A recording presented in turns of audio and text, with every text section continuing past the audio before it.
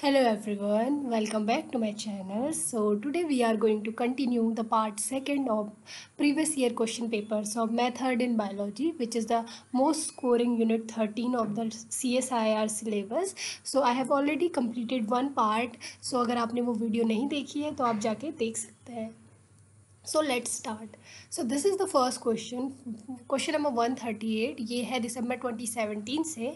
So simply आपको इसमें different technique दी है और उसके एप्लीकेशंस को दिया हुआ है, तो आपको इसमें मैच द फॉलोइंग करना है और आंसर बताना है. तो इन द लास्ट वीडियो हमने ऑलरेडी रेस के बारे में डिस्कस कर लिया था कि रेस क्या होता है.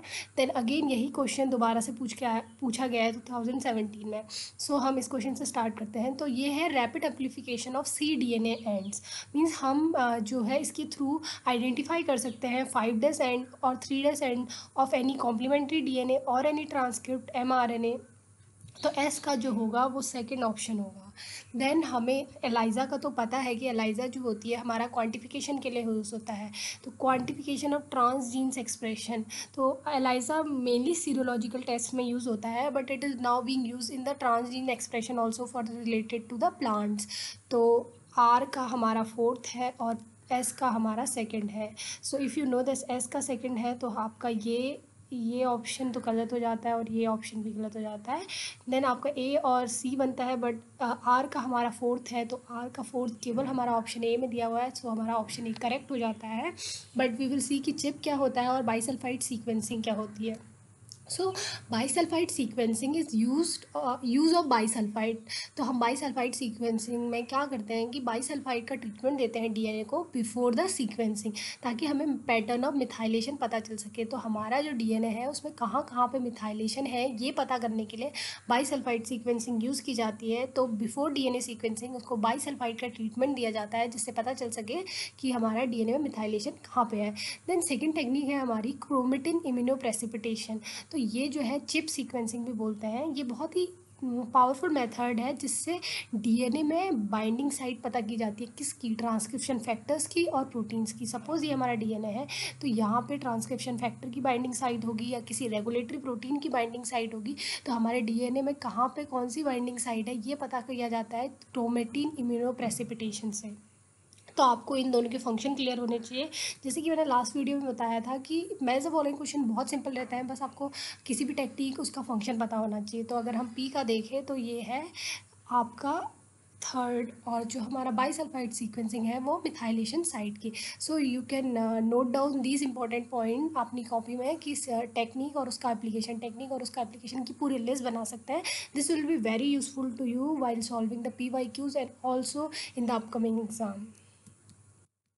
सो नेक्स्ट क्वेश्चन हम जो लेंगे वो है दिसंबर 2018 से. So this is one of the most simple question in the section C. आप इस क्वेश्चन से कोई 4 मार्क्स गेन कर सकता है. ऑब्वियसली वी नो कि प्लांट टिश्यू कल्चर में किस चीज़ से रिलेशन है. ऑक्सीजन का हमारा नेम होता है IAA, indole 3 acetic acid. So this is very clear.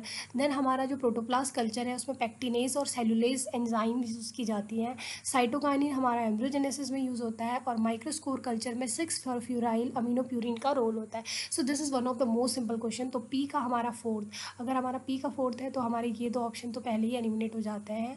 Then हमारा क्यू का जो है थर्ड है तो ऑब्वियसली हमारा ऑप्शन बी सही हो जाता है. आर का सेकंड और एस का 1. सो this is a very simple question. तो इस तरीके से आप अपने एग्ज़ाम में इन तरह के इजी क्वेश्चंस को करके अपनी नेगेटिव मार्किंग को काफ़ी हद तक डिक्रीज़ कर सकते हैं और अच्छी रैंक ला सकते हैं.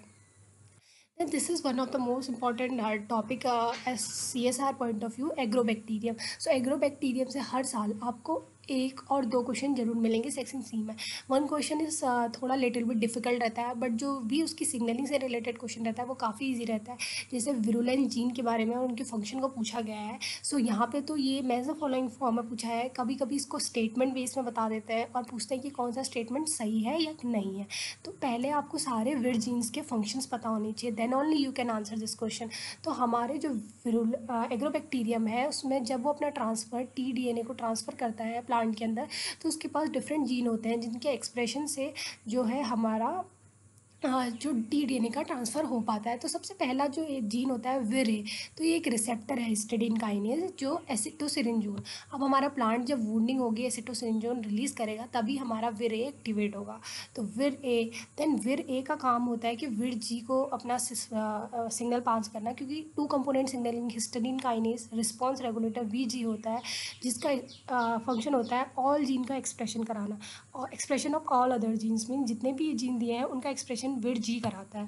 देन विर बी जो है हमारा कंजुगेशन ट्यूब फॉर्म करता है जिसके थ्रू टीडीएनए ट्रांसपोर्ट होगा। विर सी हमारा हेलिकेस है, ऑब्वियसली अनवाइंडिंग करेगा। विर डी1 और डी2 होते हैं। विर डी1 टोपो आइसोमरेज है, तो टोपो आइसोमरेज है तो फिर वो रिलैक्स करेगा और ये हेल्प करता है विर डी2 को ताकि वो रिकॉग्नाइज कर सके राइट बॉर्डर। तो यहाँ पे हमारा राइट बॉर्डर होता है और यहाँ पे हमारा लेफ्ट बॉर्डर होता है टीडीएनए में, जिसकी केवल राइट बॉर्डर की तरफ से ही टीडीएनए माइग्रेट करता है। तो ये सब विर डी टू एंडोन्यूक्लियस एक्टिविटी होती है इसकी। विर बी इवन विर ई जो होता है सिंगल स्ट्रैंडेड बाइंडिंग प्रोटीन होते हैं जो बाइंड करते हैं इस टीडीएनए पे ताकि वो न्यूक्लियस के अटैक से प्रोटेक्ट कर सके। विर एफ जो है यूबिक्विटिनाइजेशन विर करता है विर डी और विर ई का। जैसे ही विर डी और विर ई के पास कैपेबिलिटी होती है कि वो प्लांट के अंदर ट्रांसफ़र हो जाए तो वहाँ पे इसका यूबिक्विटिनाइजेशन होता है विर एफ के दौरान। मे बी आपको ये सब कुछ ना समझ आ रहा हो कि क्या फंक्शन है। If you want me to make a detail video तो मैं आपके लिए इसका पूरा डिटेल लेक्चर बना सकती हूँ। Please let me know in the comment section. तो यहाँ पे हम देखेंगे विर जी का क्या फंक्शन है। तो मैंने बताया था विर जी का जो फंक्शन होता है इंडक्शन ऑफ ऑल द विर जीन्स। देन विर डी टू जो है हमारा न्यूक्लियस टारगेटिंग में हेल्प करता है। विर वी वन जो है कंपोनेंट बनाता है मेम्ब्रेन का ट्रांसफ़र के लिए। और विर एफ का मैंने बताया था यूबिक्विटिनाइजेशन में रोल होता है, मीन्स ये प्रोटीजम मेडिएटेड डिस्ट्रक्शन कराता है विर डी और विर ई का। तो ये फंक्शंस यहाँ पे एकदम क्लियर है और इससे ये क्वेश्चन इजीली सॉल्व हो जा रहा है।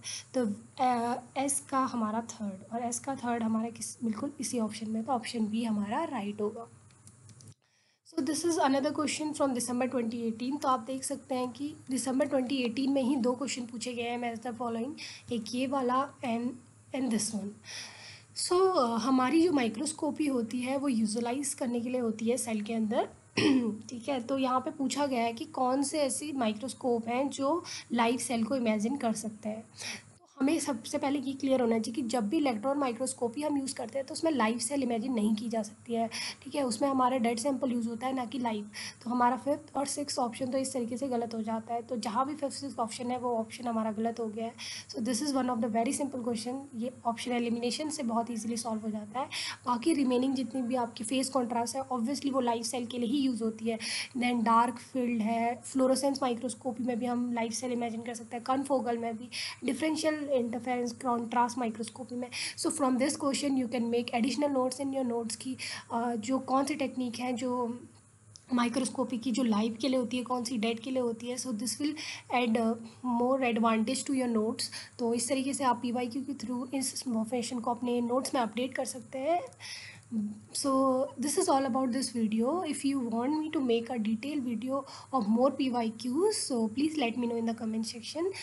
Thank you very much for your response.